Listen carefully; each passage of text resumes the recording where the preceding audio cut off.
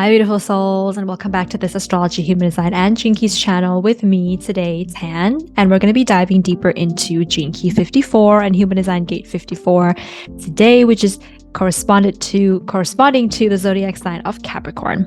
Let's first look at the overview of Gene Key 54 and Human Design Gate 54 today. So Gene Key 54 spans 15 degrees and 7 minutes of Capricorn to 20 degrees and 45 minutes of Capricorn. And it moves from the shadow of greed to the gift of aspiration to the siddhi of ascension, the serpent's path. The dream arc vision keybird is, of course, the SKYLARK. The life key animal is the boar, and the fear key underworld creature is the cobra. In the codon ring, this gene key is part of the ring of seeking and is associated with the amino acid serine.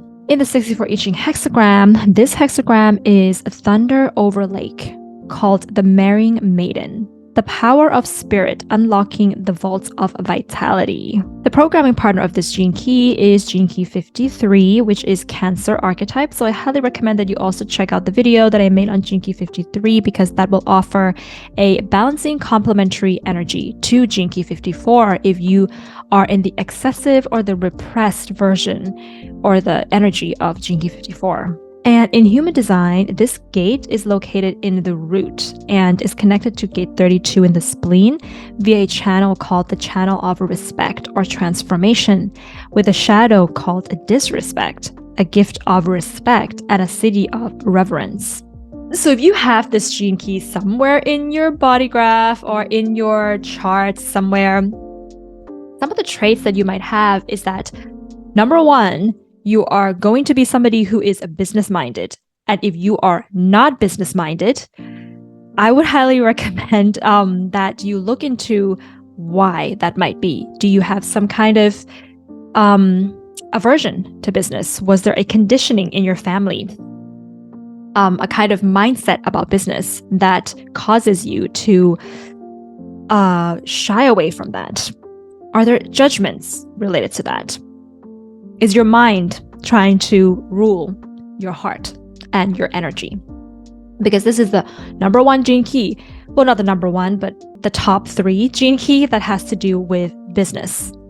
So if you have this gene key, you are business-minded and you are materially oriented in many ways.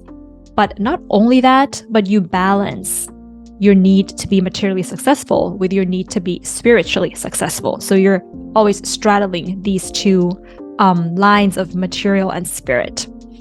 And you are somebody that I have a lot of close friends with their sun in Gene Key 53, 4 or 5 people that I know, and they all are either managing their families. Well, okay, they all are currently managing their family's business in some ways. Some of them have family that are in real estate, and now they are in that field, helping their families to manage their business. And so they are the type of people, you are the type of people who appear very professional in some sense. Now, with your friends, you're not going to be that way. I know a lot of people who have this gene key, and with their friends, they just love to party, they love to go crazy, they love to let it loose. But when it's business time, it's business time. So there's a reliability, there's a responsibility within you. There's a really good sense of, authority. There's almost this aura of authority that you can have and put on when you have to. So, and respect. I should use that word as well. But of course, let's look at the shadow here first, which is called greed. So greed is described as the need or the pressure, the need and pressure to be materially successful. I don't think there's anything wrong with that by nature, want to be materially successful, but it is only becomes a shadow of greed when it doesn't balance with the need to be spiritually successful. So if you neglect the spirit for the material and you overdo the material, it turns into greed. And this gene key is linked to our survival tendencies when it comes to the need to survive by being higher in a hierarchy. Because our survival as a human species, sometimes it is dependent on how high we are in a hierarchy. And so this shadow of greed will focus on its individual survival, or it's the survival of its family or the survival of its community at the detriment of everything else in the world. So it leads to you feeling like you need to accumulate more, to have more, to be more materially successful. And it's stemming from that base survival instinct. So we can see this gene key, and especially the shadow of this gene key, playing out in a lot of multinational businesses in the world that we currently have, where there is this greed happening. However, organizations that are simply just only devoted to material accumulation will eventually crumble under its own weight. But unfortunately, not before it has caused enormous destruction to the world, to the environment. So this gene key is like, so if you're in the shadow of greed, you may be somebody who likes to associate wealth with being able to be higher up in the hierarchy in some ways. And you may also fall into the addiction of the need to showcase your wealth, whether that is having a new car, having a bigger home, having brand name luxury clothes, wearing brand name luxury clothes. And in the shadow, you do this not for any other reason except just for the image. So it's not just about being successful in the shadow of greed, it's also about looking successful. And when it comes to relationships, so let's talk a little bit about this, because in the Chinese I Ching, it is called the marrying maiden. So there is a relational theme that comes into this gene key. So when it comes to relationship, if you're in the shadow of greed, you're going to be the kind of person that only forms relationships with people because you can get something from them, because you can benefit and advance your endeavors in some ways. So you create relationships that will further your own material resources. And in doing this, a lot of people who have this gene key prominent in their charts tend to end up feeling quite lonely in their lives because they almost don't know how to have relationships with people where it's just purely from the heart, where there's just unconditional love happening there. It's almost like foreign to them. And the moment they get into a relationship, it's like, well, what can you give me? And what can I give you? And sometimes it's not even what I can give you. It's just like, what can you give me? And greed, this kind of greed doesn't build trust, right? It's hard for you to trust people because you're bonded in a way where, well, if one day, that person is not providing you with the kind of material advancement that you're looking for, then what's the point of the relationship? So there's this distrust that happens in these types of relationships. The difference between greed and ambition. So let's look at that a little bit, because this gene key can also be very ambitious, but there's a difference between greed and ambition. So ambition is the need to, we can say, be successful or be self-serving. However, it is not going to be self-serving if that crosses its integrity or principles. Greed, however, is self-serving and also, but will at a blink of an eye, compromise its integrity in order to be successful and serve itself. That's the difference between greed and ambition. Ambition, we can say, is self-aware enough to stick to moralities and principles and integrity while you're on the path to success. But greed isn't aware enough to be able to have integrity or to maintain integrity on their path to success. So underneath it all, greed is stemming from fear. And this is a fear that I would call lack mentality. Lack mentality is very much associated with Saturn energy, with Capricorn, and with Cancer energy. So it's the fear of just not having enough, of just being poor, of not being able to feed yourself, of not having enough mainly. So therefore, you will be in competition with others in the shadow of greed and draw on more resources than you actually need. You might have enough, but you want more than enough. But then at the end of the day, you never really feel like it's quite enough because it's coming from a lack mentality. It will still feel like something is lacking. So it is possible to aim to be materially successful, but at the same time also aim to be spiritually successful. You can do both at the same time. They don't have to exist with one without the other, right? Because I remember I was in a conversation with one of my friends that has this as her son. She's a Capricorn. And she was like, I really want to be more spiritual, but I just don't have the time to do that because I'm so busy with my business. I'm helping my family to run their business. And I just don't have the time to be spiritual. So, yes, I just wanted to say it here right now that it is possible to do both. It is possible to be ambitious and to uphold your integrity as you are being ambitious. That's already being both materially ambitious and spiritually ambitious at the same time. And when you have managed to attain material success, a lot of us get to that point where we're like, well, what else is out there? And that is when we begin to move into aspiration and ascension, the gift and the siddhi of this gene key. So we can have two types of shadows with this gene key, the repressive and the reactive, and you'll have both in your life. In the repressive shadow, you are unambitious. So this means that there's a repression of your ambition. You may start things with a lot of ambition, with a lot of passion, but then you give up and you become passive because you are haunted by this fear that you're never going to be able to attain your goals. You have a fear of success, we can say, or a fear of failure that's coming in, or a fear of not being able to attain your goals, so you'd rather just not do it in the first place. And if you're in the repressive shadow, you may be somebody who denies material needs. Like I mentioned at the beginning of the video, like if you're not business-minded in some ways with this gene key, you're just denying your ambition and you're denying your ability to have material abundance for spiritual things. So, that balance of material and spiritual, it's out of balance because you're too focused on the spiritual side of things. You may not have a place to live. You may not be able to eat good and nutritious food because you don't have enough money, but yet you're spiritual in some ways.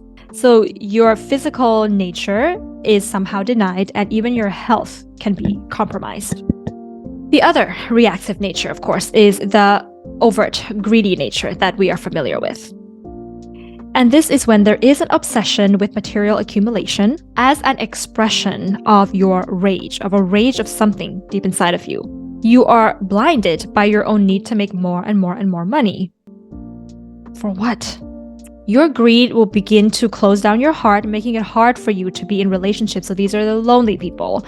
These are the ones that only are able to form relationships because there's a self-serving agenda behind it. You can become very materially successful with this one, but when it comes to relationships, you're only able to see other people in terms of possession and ownership, rather than seeing them as a human being where they can have freedom to do what they want. So, how do we move from the shadow of greed to the gift of aspiration? So, I want to look at the I Ching name here, because I think a lot of people have this gene key, or maybe you don't, but you know the I Ching name. They're like very intrigued by the I Ching name that has been given here, which is called the Marrying Maiden. So this, of course, the I Ching is a Chinese, we can say, philosophy and tradition and concept. And the Marrying Maiden in this case is referring to the concubines of wealthy men who are married. So the concubine is not necessarily can be married to the wealthy men who already has a wife, but sometimes they're also not married, and they are there for the purpose of entertainment and sexual pleasures. But this may sound like they are prostitutes or something in the way that we see the world today. But what you have to understand is this is a cultural context. It's a name that has stemmed from a cultural context. And concubines are not necessarily viewed as being negative back in the days of like Meiji Japan, in 1868. Or I don't know which era in China that would be. But the concubines are viewed as people that have, or women who have climbed up the social ladder in some way, shape, or form, and are trusted by the family of the husband, the wealthy men that have taken in these concubines. And the thing about concubines is that I'm not sure if this is all of them, but some of them are coming from a poor family, and their father would sell them off to the rich men. But I also think that some concubines like to be concubines as well. So there's different ways of looking at this. There's different types of concubines that exist. But the idea here is that these wealthy noblemen, once they have a concubine, it somehow enhances their status as wealthy men, but it also helps the concubines to have a better life, a more materially prosperous life. Because like I said, some of them are coming from poor families, and if they're beautiful, if they're able to entertain, if they're, you know, feminine and desired in some ways and attractive in some ways, then they would be more materially successful. So they would have more material, we can say, help from the rich noblemen, if that kind of made sense. So in the shadow frequency, going back to Jinki 53, in the shadow frequency, we see that there's a lot of energy, but that energy and that pressure is put into acquiring more and more and more wealth for yourself, right? But here, in the gift frequency of aspiration, you still have that energy to acquire a lot of wealth, but you do it for service to others, and you do it to help people who are lower in the hierarchy. So that's why I feel like they've given the name Marrying Maiden to this particular Jinki, because it is about that nobleman who is able to acquire a lot of wealth and somehow is helping the concubines to have a better life. And the concubines come in and they're not viewed as like bad women or anything. It's like completely normal back in the culture in those days. And they come in and they enhance the status of these men, but they're also having a better, more comfortable life to live. And they are also having trust. There's also a trust that exists within the family hierarchy. So there's this kind of this energy that happens with Jinki 54. In the shadow, we see that there's a lot of energy with this Jinki, there's a lot of vitality with this Jinki, but all that energy is being put into the accumulation of wealth for yourself and just accumulating more and more for the self, right? But here, when we step into the gift of aspiration, there's still a lot of energy to accumulate wealth, but this time it is being accumulated for the purpose of serving those, or at service or helping those that are lower in the hierarchy, kind of like the nobleman and the concubine. So you aspire with the gift of aspiration. You aspire to a higher vision of prosperity. You understand that cooperative models between different companies and businesses, or groups and organization rather than competition, is better for prosperity and abundance. One of your aspirations is to draw more and more people up the hierarchy. In the sense of the concubines, it would be drawing more and more concubines to have better lives. Richard Rudd mentions that this type of phenomenon is a fairly new phenomenon that in the world, and it doesn't really exist everywhere yet, but hopefully in the future we will have more of this type of new model of business. You understand with the gifts of aspiration that business can be a means to create a more sustainable world. So you're not repressed and judged and kind of like imposing judgments on being a business owner or starting a business and hiding away from that. But you understand that business is necessary to create a more sustainable world if you have a sustainable business. And you can really make a change in the equilibrium of the global economy.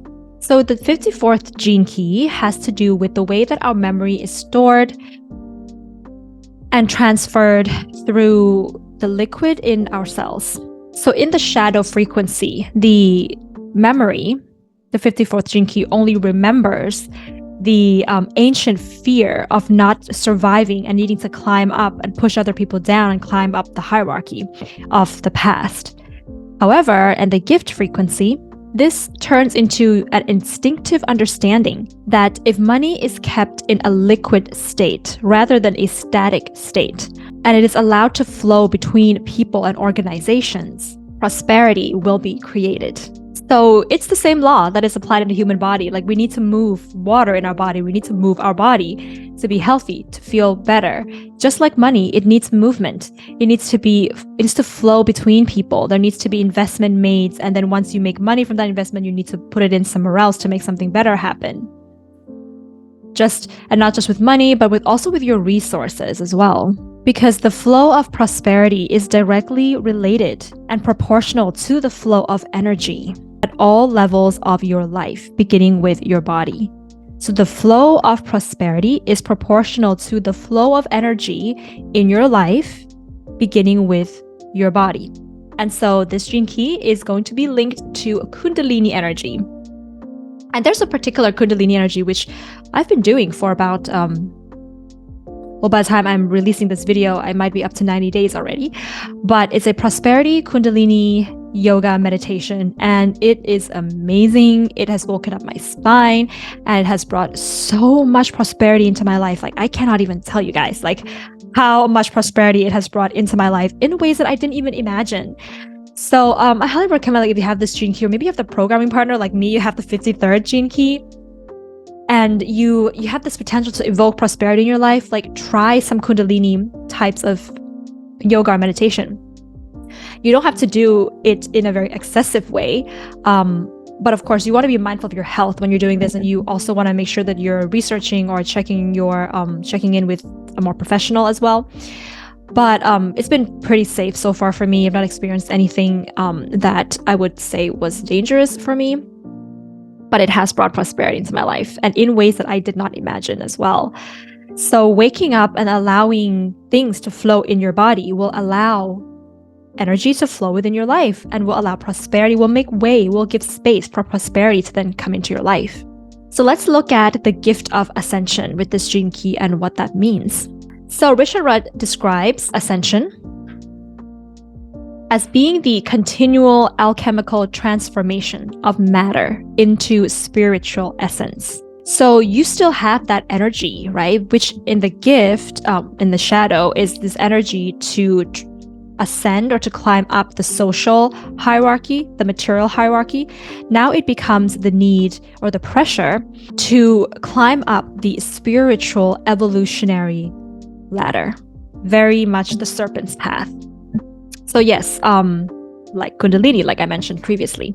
So let's go back to the Kundalini a little bit here, because when you're awakening your Kundalini energy, everybody has their own path. Okay, so you have to figure out what that path is for you. Is that path for you, like, to take a course and to learn from a teacher? Or was it maybe a little bit like me, where it just aligns with whatever's happening in my life in that particular time or year? And I take it slowly by myself, because I know that some people do like a lot of Kundalini work in like a week, and that's not for me. You know, I slowly do this Kundalini work throughout many months. So what is your path? Because it could be unhealthy or even dangerous if you are following somebody else's path. You have to shed your own skin in your own time, in your own way, like the snake would. Richard Rudd describes that true ascension at a certain point, with ascension, at a certain point, spontaneous physical transformation begins to rack the body. Techniques at this stage are over and done with. So this Kundalini energy can also be described as a liquid fire in the body. And there's a steaming process that happens with this liquid fire. And when that steaming process happens, your spiritual essence becomes refined. And ascension has nothing to do with the sort of the way that the spiritual community likes to describe ascension, like you have to do some kind of meditation or visualization meditation and cerebral meditation. No. Ascension will not be activated if you seek for it, but it will manifest mysteriously in your life as you are on the path of aspiration. It's effortless and it's spontaneous. And the only thing that you need is the urge to aspire. And the more that you aspire, the more that ascension will dawn upon you. It's as simple as that. So that's going to be my transmission of Gene Key 54 for you guys today. So if you have this archetype, then do comment below and let us know what your experiences have been. And if you like this video, then give it a thumbs up and hit the subscribe button if you haven't. If you already subscribed, then thank you very much, beautiful souls, for coming along on these journeys. I really appreciate you more than you can imagine. And if you like the work and effort that I've put into this channel, then feel free to give me a super thanks. I would really, really appreciate that as well. It's somewhere in the tabs below.